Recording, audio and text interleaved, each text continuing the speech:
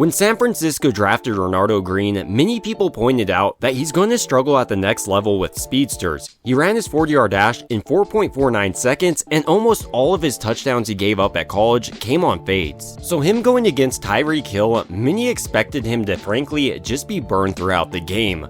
But this was honestly one of his better games across the entire year. He was the third highest graded corner according to PFF in his lockdown coverage, which is a metric that focuses on how well a defender prevents a receiver from getting open. And surprisingly, 81.82% of his snaps were lockdown according to PFF. So in this video, I want to break down how Renardo Green's technique allows him to go up against faster wide receivers, as well as other things that really stood out on his tape to me. Jumping right into it, San Francisco is asking a lot out of Green, the rookie corner. They're placing him in press man coverage on one of the best in the game in Tyreek Hill. Hill, meanwhile, is running a fade route. But Green is one of the better rookies I've seen in press man coverage. First, he's able to get both of his hands on Hill, which slows him up just enough, and then he opens up his hips, is extremely fluid in this movement, and I love how he keeps his eyes on Hill throughout this route. He's looking at his eyes, and as soon as he sees his eyes getting wider, he snaps his head back to the quarterback so he doesn't draw a flag, and then fights for this ball in the air, ultimately causing the incompletion. What's maybe most impressive about this to me is he's doing this as a rookie, so imagine his trajectory by his third,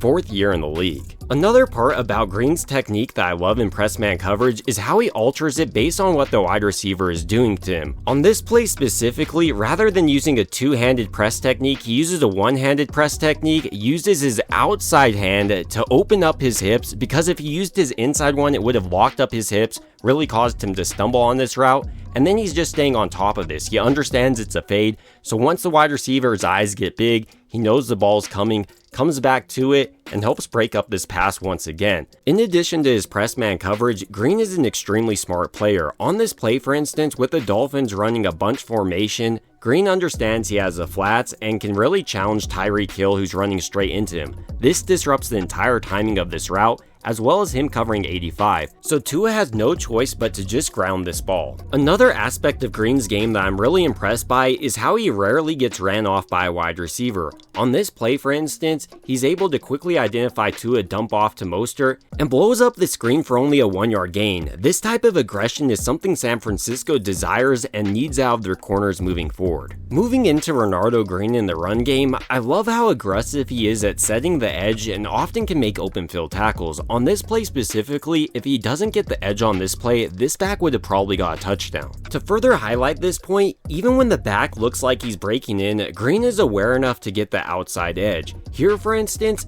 it looks like that 28 is going to bounce it in on San Francisco's defense, but once Green sees that it bounces outside, he gets the edge and makes the tackle. One of his underappreciated aspects in the running game, I believe, is how well he does at shedding blocks. Here, for instance, he quickly sheds this wide receiver's block and then makes the tackle on Mostert. And unlike other DBs, he has zero fear coming up and making a tackle on a bigger body fullback like on this play. So even though San Francisco's season hasn't gone to plan, I think there's a lot to be optimistic about. They have a lot of rookies who have really excelled this season, including Renardo Green, Malik Mustafa, and Dominic Puni. But ultimately, these are just my thoughts about Renardo Green going out and basically shutting down Tyreek Hill, and I'd like to hear your thoughts down below. It would also mean a ton to me if you could like and subscribe, and as always, I hope you guys have a great rest of your day.